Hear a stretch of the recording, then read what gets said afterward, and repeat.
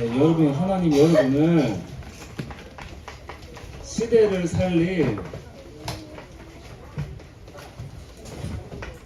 주역으로 부르셨어요. 자, 여러분, 지금 시대는 시간이 갈수록 어려워지고 병들고 있어요. 종사님이 요즘 TV를 잘 안 보는데, 그래서 세상 이렇게 돌아가는 걸 잘 몰랐는데 뉴스를 보다 보니까 너무 이상한 일들이 많이 일어나고 있어요. 그죠? 뉴스 봤어요? 무슨 뉴스 봤어요? 이해할 수 없는 알겠어요. 공중파 잠깐 끄세요. 예. 자, 막 이해할 수 없는 사건들이 일어나고 범죄가 일어나고. 여러분, 근데 그걸 보면서 뭘 봐야 되냐면, 그것을 여러분이 시대의 흐름으로 볼 수 있어야 됩니다. 왜 그런 일들이 일어날까 알아야 돼요. 여러분, 원래는 유럽은 기독교 하나님을 믿는 나라였어요. 대륙 자체가 로마 복음화가 되면서 이 유럽은 복음이 회복된 나라였어요. 근데 지금 유럽 교회가 전부 다 팔리고 있어요. 팔려가지고 막 다른 종교로 팔리고 교회가 사라지고. 여러분 나이 때 랩런트들이 교회 다니는 숫자가 거의 없어요. 자, 미국도 원래는 하나님의 이름 위에 세워진 나라예요. 그런데 이제는 어떻게 됐냐? 예수 그리스도 이름으로 기도하지 마라 이렇게 얘기하고 있어요. 모든 종교의 이름으로 기도해라 이렇게 얘기할 만큼 복음이 사라져가고 있어요. 한국 교회도 마찬가지. 교회 안에 분쟁이 일어나고 갈등이 일어나고 전도가 사라지니까 점점 교회가 문을 닫고 있어요. 자, 이게 여러분이 봐야 되는, 랩런트들이 봐야 하는 이 시대의 흐름이에요. 시대의 흐름. 자, 여러분, 이번 주에 목사님이 나를 위해서 울어라 말씀하셨죠. 나를 위해 울어라. 여러분, 우리가 언제 울어야 될까요? 전도사님들 나를 위해서 울어라 이게 무슨 말씀인지 생각을 하는데, 여러분, 그리스도께서 우리를 위하여 죽으시고 십자가에서 죽으시고 여러분을 구원하셨어요. 그죠? 그 그리스도께서 나를 구원하신 구원의 감사와 감격이 우리 안에 없을 때 진짜 그때는 울어야 돼요. 그렇죠? 오늘 내가 하나님이 나와 함께 하시는 비밀을 누리지 못하고 하나님 말씀에 집중하지 못하고 다른 것에 자꾸 집중되는 상태에 있을 때 정말 울어야 돼요. 자, 울어라는 말이 뭐죠? 기도해야 돼요. 진짜 나의 그러한 모습들을 보고 기도해야 돼요. 하나님, 진짜 내가 하나님 자녀가 된 구원의 감사와 감격이 회복될 수 있게, 내가 하나님께 정말 집중할 수 있는 영적 상태가 되도록 여러분이 기도를 해야 됩니다. 그래서 시대마다 그리스도를 놓친 민족은 노예로 가고 전쟁으로 끌려가고 멸망되어지고 포로와 속국으로 되어져서 굉장히 힘든 사단의 지배당하는 미래가 됐어요. 복음이 아닌 다른 것을 잡을 때 우리의 미래도 이렇게 될 수 있단 말이에요. 이렇게 우리가 이 시대의 흐름을 보고 이 미래를 보고 울 수 있는 랩런트가 돼요. 진짜 하나님의 언약이 여러분 마음속에 진정된 언약으로 잡아줘야 됩니다. 자, 그래서 나를 위해서 울고 여러분이 현장을 위해서 울어라 하셨어요. 현장을 위해 울어라.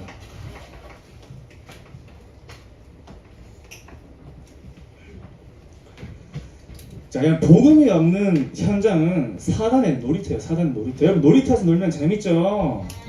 근데 복음이 없는 여러분들의 현장은 사단의 놀이터란 말이에요. 여러분, 장난감 가지고 놀면 재밌잖아요. 하나님을 떠난 사람은 사단의 장난감이에요.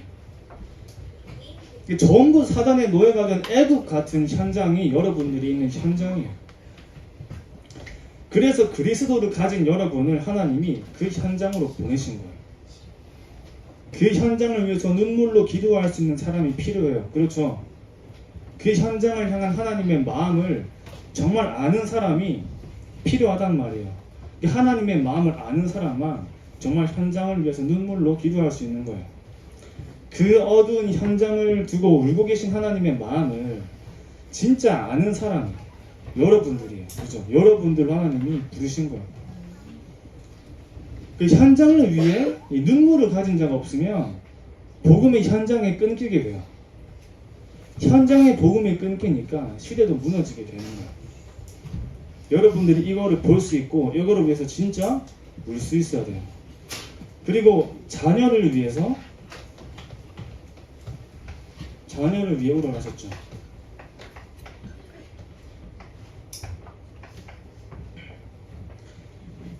그래서 이제 우리 자녀 누구예요? 후대 바로 여러분들이 너무 중요한 겁니다.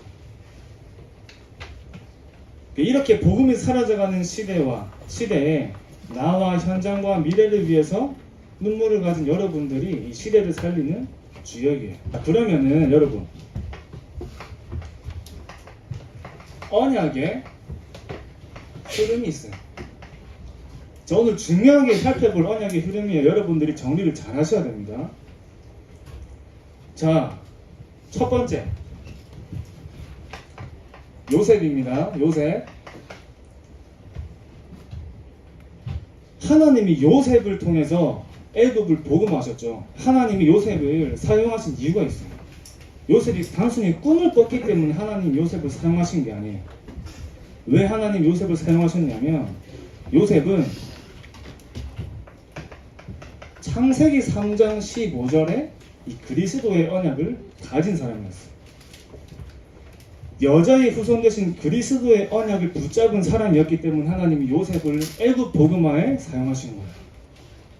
자, 여러분, 그런데 요셉이 죽고 몇백 년이 지나고 또 이 복음이 어떻게 됐어요? 잃어버렸어요. 복음이 사라졌어요.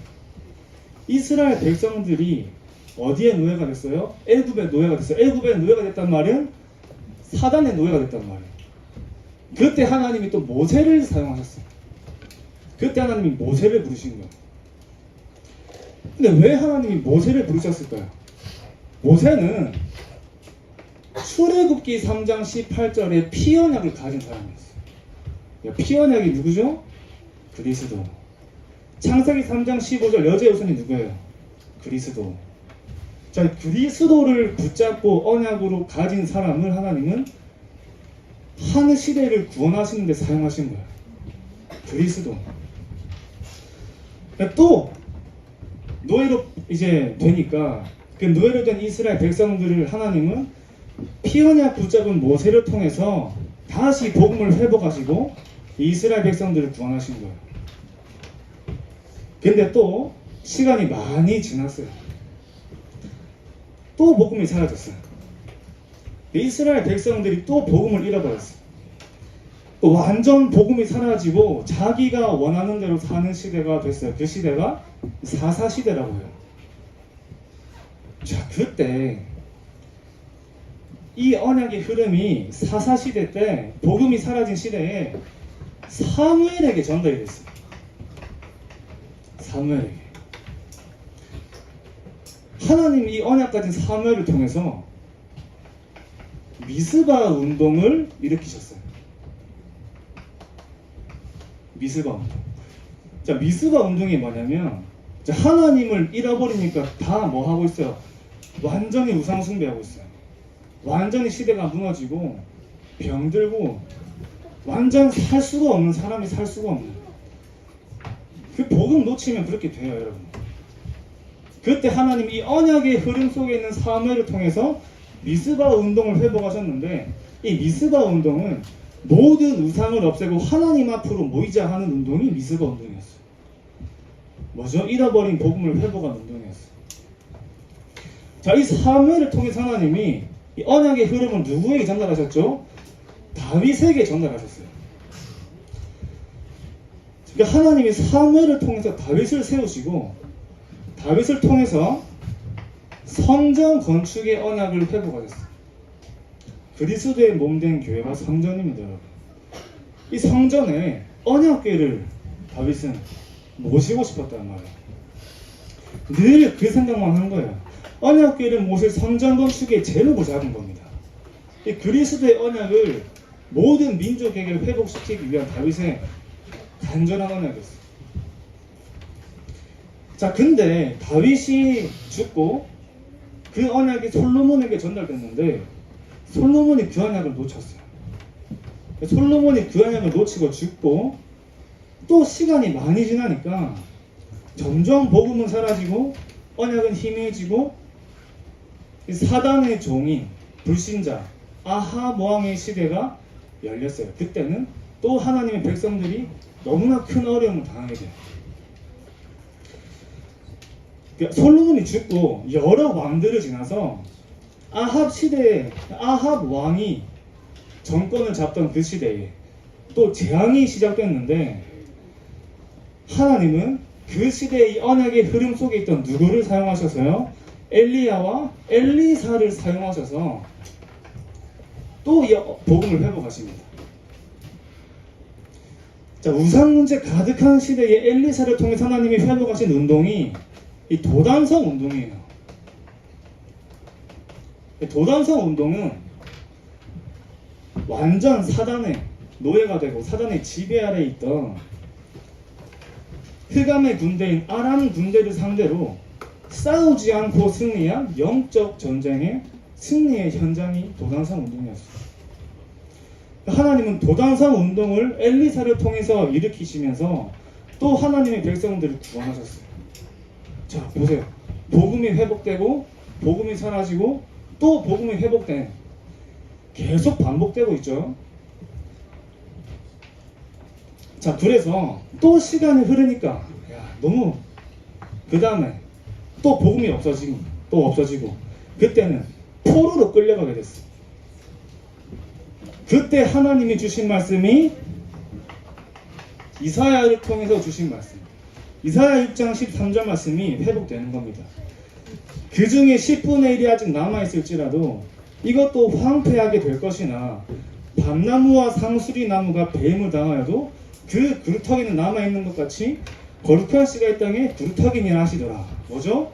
렘넌트 운동이 시작됐어요. 자, 복음이 사라지는 시대마다 하나님은 렘넌트들을 통해서 복음을 회복하신 거예요. 하나님 이사야를 통해서 또 복음을 회복하신 거예요. 그러니까 중요한 건 여러분, 또 여기서 완전 복음이 회복되는 말씀이 선포돼요. 그게 이사야 7장 14절 말씀입니다. 보라, 처녀가 잉태의 아들을 낳을 것이요 그 이름을 임마누엘이라 하리라. 복음의 언약이 다시 회복되는 순간이었어요. 자, 그리고 또 시간이 지나고 이제 예수님이 이 땅에 오셨어요. 근데 또 복음 모르고 방황하는 백성들을 보시면서 탄식하고 계시죠. 그죠? 그때 또 한 번 이 정확한 복음이 회복되는 고백을 누가 하죠? 베드로가 그때 고백을 합니다. 그 구절이 바로 마태복음 16장 16절 말씀. 주는 그리스도시요 살아계신 하나님의 아들이시니이다. 자, 복음이 희미해져 갈 때마다 복음이 회복되어 가는 거예요. 누구를 통해서 회복하시냐?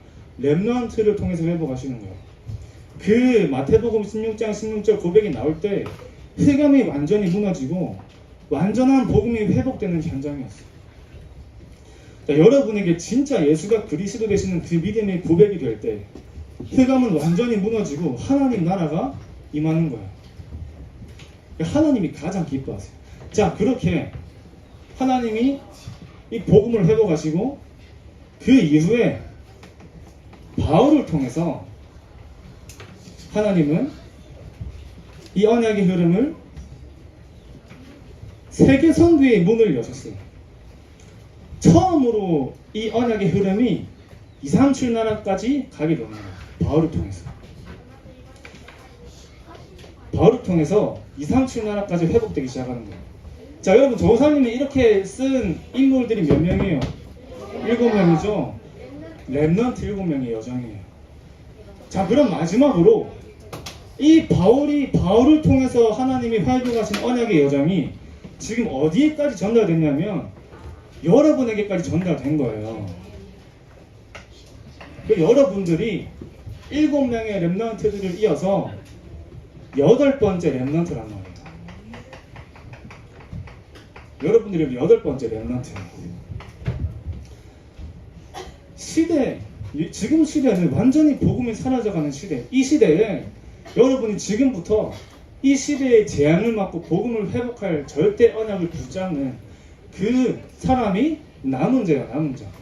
그 남은 자의 언약을 붙잡아야 되는 거야. 이 정확한 복음을 전 세계에 전달할 사람들이 여러분이야. 이것을 지금부터 여러분이 각인해야 됩니다. 아시겠죠? 이 언약의 흐름을 이어가기 위해서 여러분들이 복음 대통령도 돼야 되고, 복음 성공자가 돼야 되고, 복음 엘리트, 복음 노벨인이 돼야 돼요. 이 언약의 흐름을 이어가기 위해서. 여러분, 이걸 놓치면 아무리 세상적으로 성공해도 아무 소용이 없어요. 또 여러분의 후대는 노예로, 포로로, 속국으로 갈 거기 때문이에요. 이 렘넌트 7명의 여정. 여러분들이 8번째 렘넌트다 이 말이에요. 자, 그래서 여러분은 하나님이 한 사람도 빠짐없이 언약의 증인으로 부르신 거예요. 언약의 증인으로. 그 언약의 흐름을 이어갈 시대 살릴 주역이 바로 여러분들이에요. 그래서 여러분은 렘넌트 7명처럼 하나님이 인정하시는 언약의 증인이 돼야 돼요. 그건 하나님이 여러분에게 약속하신 거예요. 약속. 땅 끝까지 증인이 되리라 하나님이 약속하신 거예요. 여러분, 이 언약을 붙잡기만 하면 돼요. 붙잡고 기도만 하면 돼요. 하나님은 정확한 복음을 가지고 이 회복하시고 여러분을 통해서 이 세계 복음화를 이루어 가신단 말이에요. 그걸 진짜 믿으면서 믿고 기도하는 거예요. 그러면서 여러분이 이제 할 건 뭐냐면 이 세계 복음화의 언약을 붙잡고 하나님이 진짜 나에게 주신 달란트를 두고 기도해야 돼요. 하나님이 내게 진짜 준비하신 건 뭡니까? 어떤 직업을 가지냐 그것도 맞을 수 있지만 하나님이 나에게 주신 절대 언약이 있어. 비전이 있어. 꿈이 있어. 그걸 막 단어를 어렵게 생각하지 마세요. 하나님이 나에게 원하시는 건 뭐예요? 저는 하나님께서 저에게 주신 달란트가 뭔가요? 이렇게만 기도를 시작하는 거예요. 그러면 하나님이 여러분에게 준비하신 것이 보이기 시작해요. 나는 무엇을 통해서 세계복음화를 하겠구나가 발견이 되기 시작하는 거예요. 그러면 그때 이제 뭐가 또 발견되냐면 미션이 발견돼요. 미션이. 내가 무엇을 준비해야 될지가 보여요. 그러면은 하나님이 내게 주신 이 지금 나에게 주어진 업을 가장 최선을 다해서 할 수밖에 없어요. 하나님이 주신 거니까. 그렇죠? 당연하죠. 만약에 전사님이 예를 들어서 이제 미국으로 만약에 가야 된다. 나중에 강대국 복음을 해야 돼서 미국으로 가야 된다. 이걸 전사님 발견을 했어요. 나는 진짜 미국 선교가 하나님 내게 주신 언약이구나. 비전이구나. 그럼 영어 공부를 해야 돼요? 안 해야 돼요? 해야 되죠. 최선을 다해서 할 거예요? 안 할 거예요? 아무도 안 시켜도 하게 돼 있어. 하나님이 주신 거 당연하게 되게 돼 있어. 여러분들이 하나님이 주신 걸 먼저 발견하는 기도를 언제 하냐면 이걸 밤에 깊은 기도 시간에. 이거는 여러분 밤에 하나님이 여러분에게 주신 것을 기도하는 시간은 무슨 시간이냐면 미래를 미리 보는 시간이에요. 하나님이 여러분에게 예비하신 미래를 미리 보는 시간이에요. 성취될 언약이 나에게 선명해지는 시간이에요. 저는 너무 어린데요? 아니에요. 이 렘넌트 7명이 여러분 나이 때 했다니까. 여러분 나이 때 10대 초등학생 됐어요. 그래서 전사님이 얘기하는 거예요. 그래서 여러분들이 이제 하나님 앞에 진짜 집중을 하기를 시작해야 돼요. 우리 강단 말씀도 계속 집중 나오고 있죠.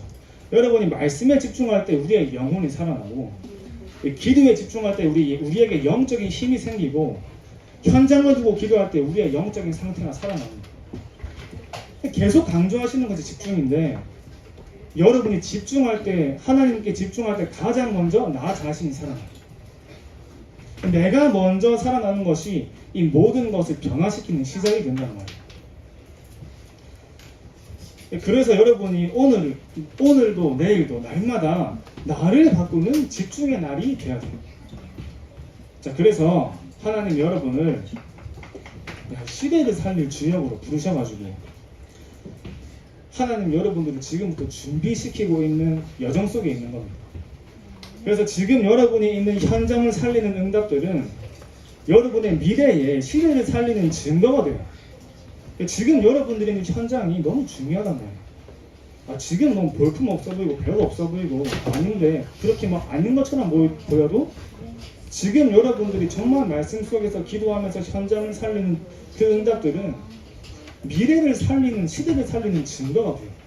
엄청난 거죠.